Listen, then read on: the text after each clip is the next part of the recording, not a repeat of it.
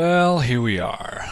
What is going to be a fantastic 1,000-day tutorial on interior modeling. And if you've purchased this, or hopefully purchased this, it's going to be quite fun because we're going to do a bunch of insane stuff. We're going to model an interior, which is actually my apartment. And I got the CAD file to my apartment, and I was going to do a house, but I decided that everyone does a house. Let's do an apartment, and mine's small too, so it should be fairly easy. And what we're going to do is we're going to go through the modeling process of the whole thing. We're going to model the interior. We're going to model all the elements within. Furniture, furnishings, everything. We're going to texture the beast, and then we're going to end up lighting it at the end. Now all this will be on separate DVDs, so this first one should be all modeling. And I haven't recorded this, or I haven't done this actually, the modeling. I haven't done it prior to recording, so everything I'm doing is actually live and uncut, unedited. And we're going to be doing everything at the same time, so the only thing that I might do is open up Max before I start recording and make sure settings are right. And if I do change anything, what I will do is explain it before I begin. But cuts down time for me having to do certain things. All this is done on 3ds Max 9. Should work with any Max version that you use. I would say that if you're using 3D Max 6 or 7 or 8, then you need to upgrade because you're in the past, and being in the past is behind everyone else. I'm not upgrading, and I'm not doing anything further with Max. I only use 3D Max when it comes to architectural modeling, client work, and most of the clients that I still will work for use 3D Max 9. They haven't upgraded, so until they do, this is the one I'm sticking with. So you might be looking at Max here and saying, oh well, it looks funky, there's this bluish gray background and everything's dark.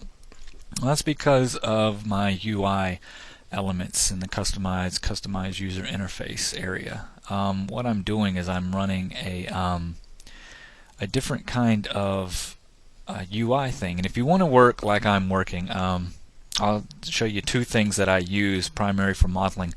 And like I said, I use another application for modeling and most everything else I do from animation onwards.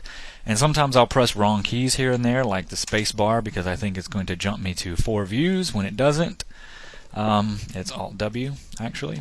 And so what I will do is I'll show you what I use. I'm not a big script user in Max. Should be, but I'm not. But I do use something other than the select by name, which is this right here. You see the select objects box pops up. Instead, I have it to a hotkey, which is H. If you press H, that'll pop up. But I use something called the outliner, which if you're familiar with Maya, you'll know this very well. And I like using that instead of the select by name, because I can actually, if I have a lot of objects in my scene, I can select them right here and it will pick it automatically in here. And I can use it for grouping and parenting, and it's really easy. So I'll show you where I get the UI and where I get the outliner, and then we should be ready to begin.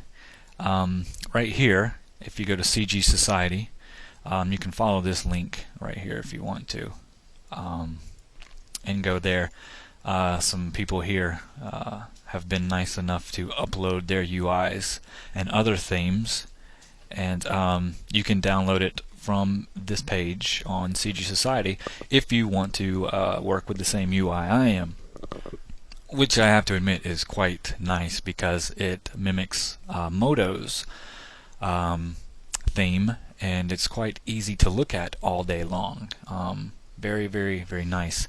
The outliner is from ScriptSpot, and you can go there through this URL and download that. It comes with instructions, so just download the zip file and install it, and then you'll be ready to go with that. And then we've got chess, which I'm trying to play here because I really am addicted to it. And you see, I'm not very good at it. But I hope that by the time this tutorial is over, I will actually win a game versus the computer. If you're unfamiliar with this, it's called chess.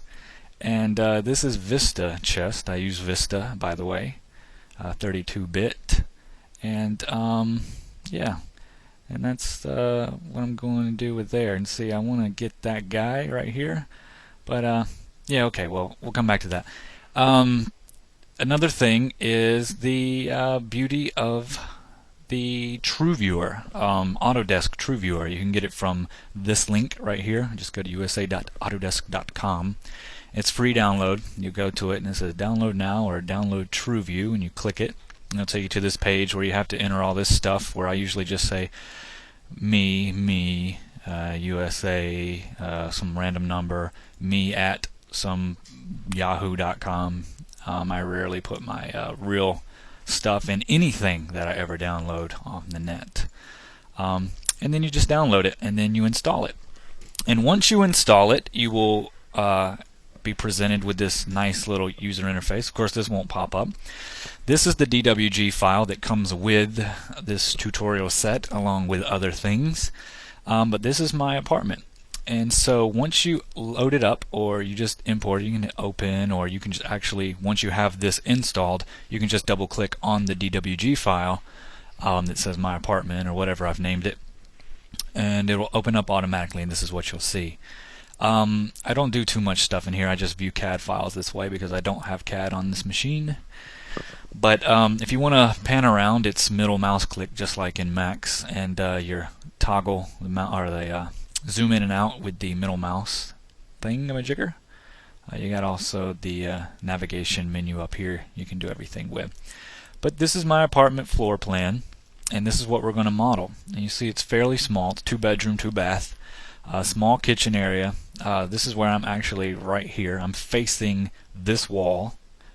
This is where my desk is, but instead I'm going to treat this apartment as if I were going to redo everything. So when we go to model everything inside it, I'm actually going to model a actual dining room here. So, you know, table and chairs and everything, kind of make it look like a lived-in space instead of a you know, all-night partying chess fiend, you know,